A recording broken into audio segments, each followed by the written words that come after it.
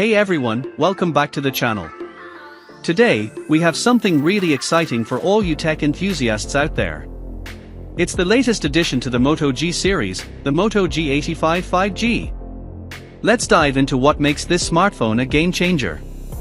Motorola Moto G85 5G Mobile was launched on the 10th of July 2024. The phone comes with a 120Hz refresh rate 6.67-inch touchscreen display offering a resolution of 2400 by 1080 pixels, FHD+, at a pixel density of 395 pixels per inch, PPI, and an aspect ratio of 20:9. The display sports Gorilla Glass 5 for protection.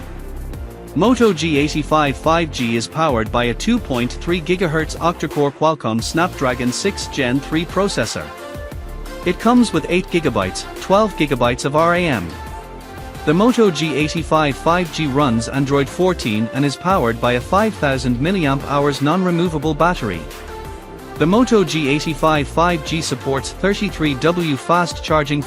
As far as the cameras are concerned, the Moto G85 5G on the rear packs a dual camera setup featuring a 50-megapixel, f1.8, 0.8 micron primary camera, and an 8-megapixel, f1.67, 1.12 micron macro camera.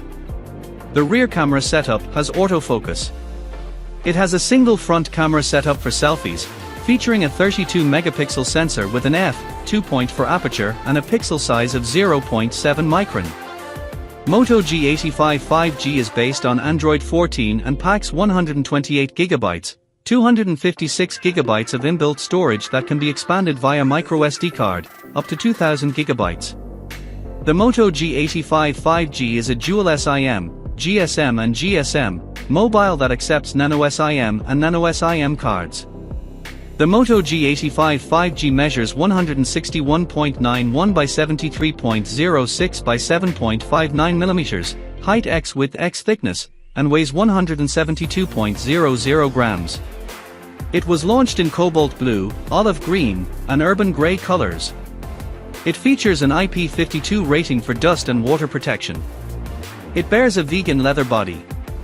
Connectivity options on the Moto G85 5G include Wi-Fi 802.11a, B, G, N, AC, GPS, Bluetooth version 5.10, NFC, USB Type-C, 3G, 4G, with support for band 40 used by some LTE networks in India, and 5G with active 4G on both SIM cards.